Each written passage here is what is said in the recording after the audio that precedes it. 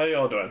In this book review, I'm going to do a classic series from one of the great science fiction and fantasy authors, Ursula K. Guin. That is the Earthsea cycle.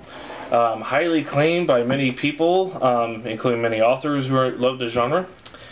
This series is first published from as early as from late 60s, and from the last book being the early 2000s, 2001s even. But I'll go with the first four, because those are the four I've read. I'll give the list of the books at the end of this video. So if you want to, you can check it out yourselves.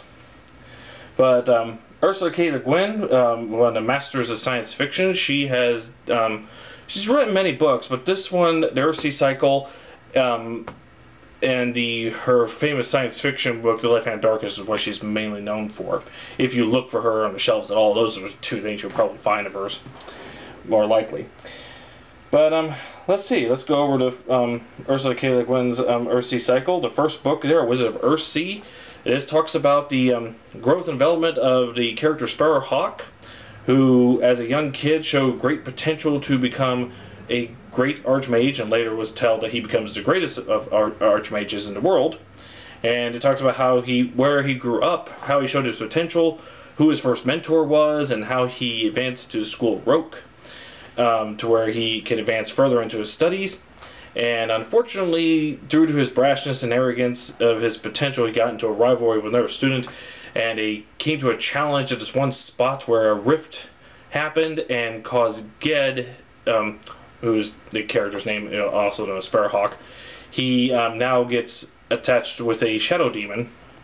Well, not a demon, but a shadow spirit there from from the drylands. Very dangerous beings. In this, magic has sort of a connection to the creation.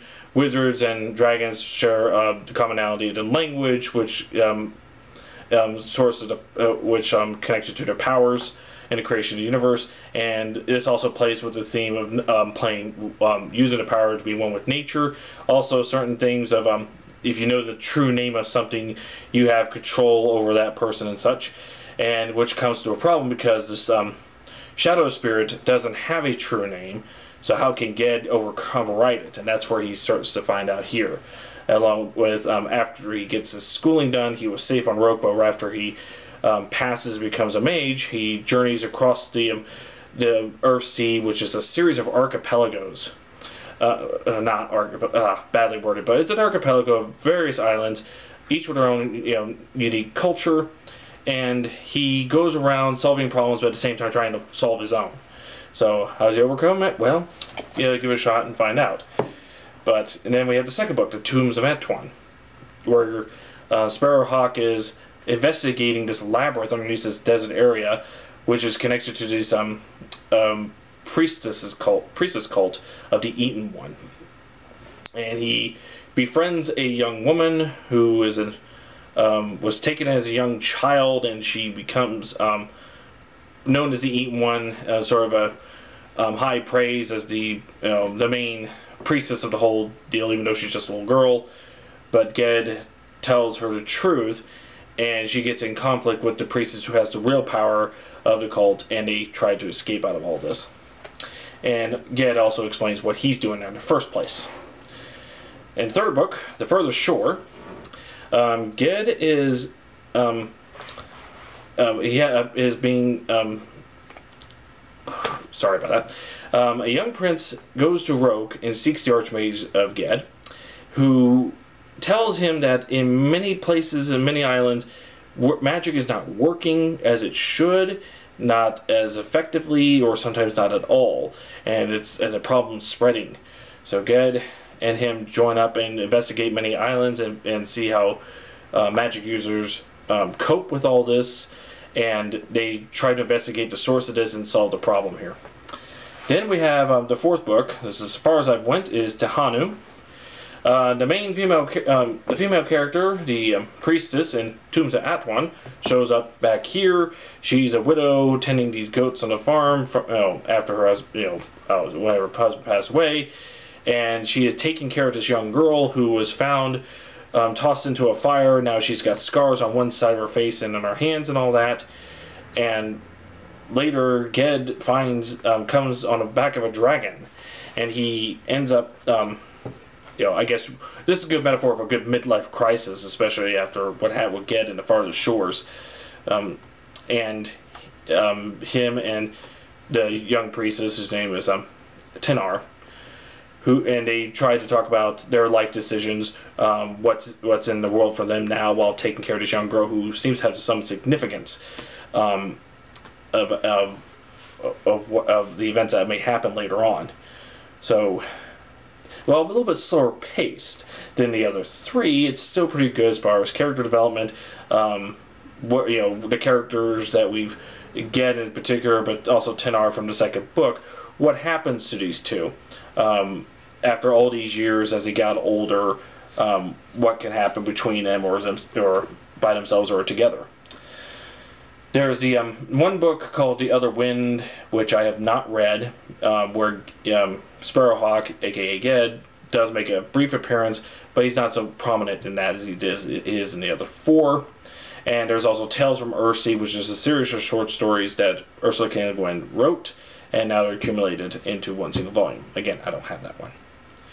Now, this series became a classic on the same line of fantasy as Tolkien, C.L. Lewis. Definitely influential in many ways. You know, if you kind of like the series Eragon, I'm sure that type of fantasy is definitely, you know, got a good influence from this series of books here. Although this one doesn't have too much as far as epic battles, and not so much the end of the world, although the farther shore comes close to that. It is it's a really good character development between Ged in particular, and how he starts off and develops himself and matures, and in how he copes with what has happened to him after, you know, after the third book.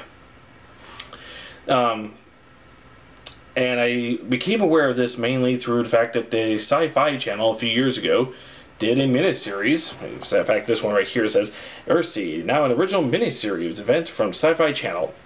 It was like a 3-hour miniseries, and wasn't well received, especially when you had a lot of fans of this series looked at this, and the series totally missed a point. Even Ursula K. Guin came out and said that, well, she never talked to the producer or director of this, and the guy in charge talked in interviews and when he did the miniseries, this is how Le Guin would have wanted it, and she's like, no, not really. You go look it up on Wikipedia, and I've read articles about that. And so I never sat down and watched that one. If the author wasn't impressed by it, then there's no way I'm going to be impressed by it either, especially after reading the books as I did. Now, there's also another adaptation done by Studio Ghibli of Howl's Moving Castle fame, Princess Mononoke, and all that.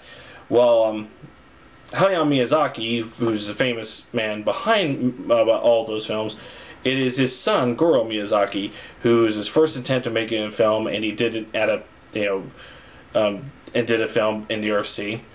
And if you've never read the books themselves, you could probably sit down and enjoy it. It's a beautifully looking film, and in fact, probably best if you never read the series itself, because you could take it for what it is.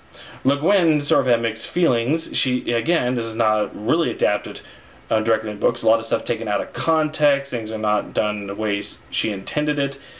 But she agreed it's a beautiful looking film, but it's his film, Goro Miyazaki's, not her film, not her story. But in fact, the miniseries from Sci-Fi Channel seemed to try to combine these two books, and also funny that the Tales from Earthsea, the Studio Ghibli film, tried to squish together these two books, and it seems to be the same problem. I think where the John Carter movie that Disney made back in 2012 failed. It tried to shove in so much to make it a more accessible film for a modern movie day audiences. It just doesn't work. These are just not those type of stories.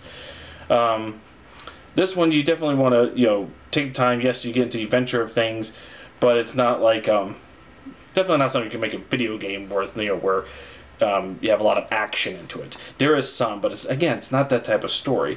You talk about the Ged and his ventures trying to solve these problems, and using his magic to maintain and but at the same time using it responsibly.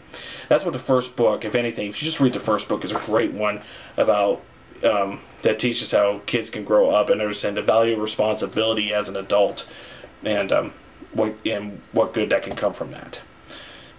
So there goes my ramblings of that. Thank you all for watching there, and again at the end of this video I'll show you there's the list of all the books so you can check it out yourselves, and you all have a nice evening or a nice day, whatever time you're watching this in. Thank you.